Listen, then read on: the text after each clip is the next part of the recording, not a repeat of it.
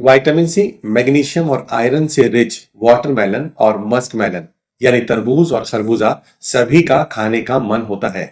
लेकिन diabetes patient के मन में यह डर होता है कि कहीं इसके खाने से शुगर का लेवल तो नहीं बढ़ जाएगा, और इसकी वजह से वो इन फलों से बचने लगता है। दोस्तों, आइए आज जानने की कोशिश करते हैं कि क्या वाकई में डायबिटीज पेशेंट को ये दोनों फल नहीं खाने चाहिए। दोस्तों, दुनिया भर में जितनी भी खाने या पीने की फूड आइटम्स हैं, उन सभी को एक वैल्यू दे दी गई है कि वो कितना तेजी से आपकी शुगर को बढ़ा सकता है। उसके बेस पर उसे एक न्यूमेरिकल नंबर दे दिया गया है। ये जो नंबरिंग की गई है, ये 0 से 100 तक की गई है। जो बिल्कुल भी आपकी शुगर को प्रभावित नहीं करता उसे 0 दिया गया, और जो बहुत ज्यादा तेजी से आपकी शुगर को अफेक्ट करता है उसे सबसे हाईएस्ट 100 नंबर दिया गया। दोस्तों, इस नंबरिंग सिस्टम को बोला जाता है ग्लाइसेमिक इंडेक्स, और इसके बेस पर यह डिसाइड हो जाता है कि कौन सा खाना आपके लिए बेहतर है जो शुगर को नहीं बढ़ाएगा, और कौन सा खाना आपके लिए बेहतर नहीं है जो आपकी शुगर को तुरंत बढ़ा देगा। दोस्तों, आगे बढ़ने से पहले ग्लाइसेमिक इंडेक्स की वैल्यूज के बारे में, जो आपके लिए ठीक है या आपके लिए खराब है, उनके बारे में जान लेते हैं। अगर किसी भी फूड आइटम का ग्लाइसेमिक इंडेक्स 55 से कम है तो ये लो ग्लाइसेमिक इंडेक्स माना जाता है, यानी कि ये फूड आइटम डायबिटीज पेशेंट खा सकता है। अगर किसी भी फूड आइटम का ग्लाइसेमिक इंडेक्स 55 से 69 के बीच में है तो ये मॉडरेट ग्लाइसेमिक इंडेक्स माना जाता है। ऐसी फूड आइटम को थोड़ा मॉडरेट या कम क्वांटिटी में ही लेना बेहतर है। और ग्लाइसेमिक इंडेक्स का 70 से ज्यादा होना हाई माना जाता है। ऐसा कोई भी खाना जिसका ग्लाइसेमिक इंडेक्स 70 या उससे ऊपर है, वो डायबिटीज पेशेंट को खाने से बचना चाहिए या बहुत ही कम मात्रा में लेना चाहिए। चलिए दोस्तों, अब आगे समझने की कोशिश करते हैं कि वाटरमेलन और मस्क मेलन में ये कहां पर जाता है, कितना ग्लाइसेमिक इंडेक्स होता है, और उसके बेस पर आप समझ जाएंगे कि इसे खाना ठीक रहेगा या नहीं। दोस्तों, अगर वाटरमेलन यानी तरबूज की बात की जाए तो उसका ग्लाइसेमिक इंडेक्स 72 होता है, यानी कि यह high glycaemic index food item है। वहीं अगर मस्क मेलन की बात की जाए तो उसका ग्लाइसेमिक इंडेक्स 65 होता है, जो कि एक मॉडरेट वैल्यू है। इससे आप समझ सकते हैं कि दोनों का ही ग्लाइसेमिक इंडेक्स थोड़ा सा हायर साइड पर है। तो ऐसे में इन दोनों ही फूड आइटम को ज्यादा मात्रा में नहीं खाना चाहिए।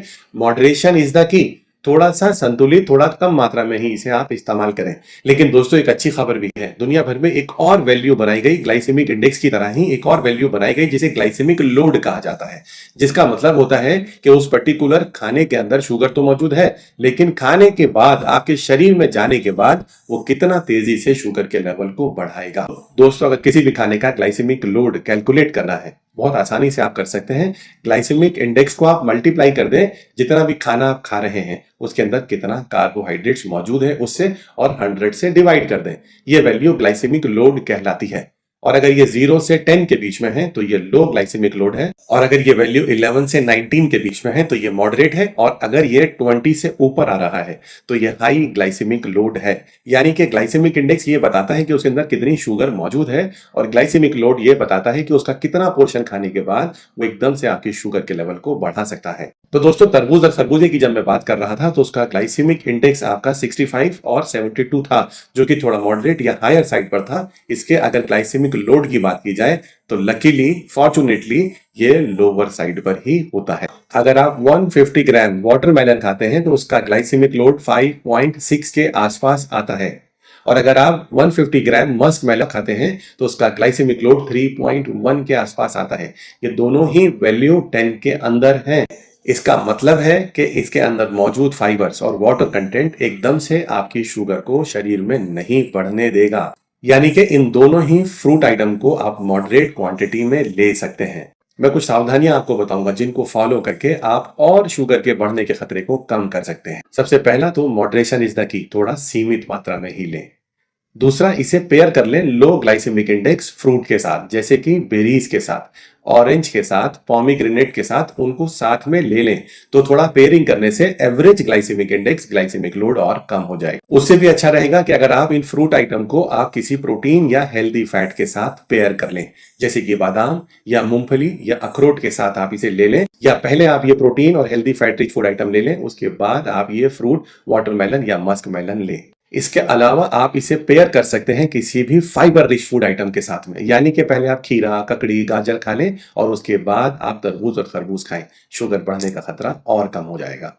और हाँ दोस्तों, एक और बेहतरीन तरीका कि इनको खाने के लिए आप सबसे आखिर में रखें अपने खाने में। जब आप पूरा खाना फिनिश कर लें, सबसे लास्ट में आप ये फ्रूट लें। ये सबसे बेहतरीन तरीका है फ्रूट को खाने का। तो दोस्तों, इस तरीके से मैं बार बार लगातार आपके साथ कोशिश करता रहूंगा, आपके लिए कोशिश करता रहूंगा कि कोई भी खाने पीने की आइटम कौन सी आपके लिए ठीक है, किस तरीके से खाना आपके लिए ठीक है। क्योंकि डायबिटीज से लड़ने का, बाहर आने का एक ही तरीका है, वो है सही जानकारी। तो दोस्तों, आप मेरे साथ जुड़े रहें, बने रहें, और अगर आपने अभी तक भी मेरे चैनल को सब्सक्राइब ना किया हो तो आज ही कर लें, अभी कर लें।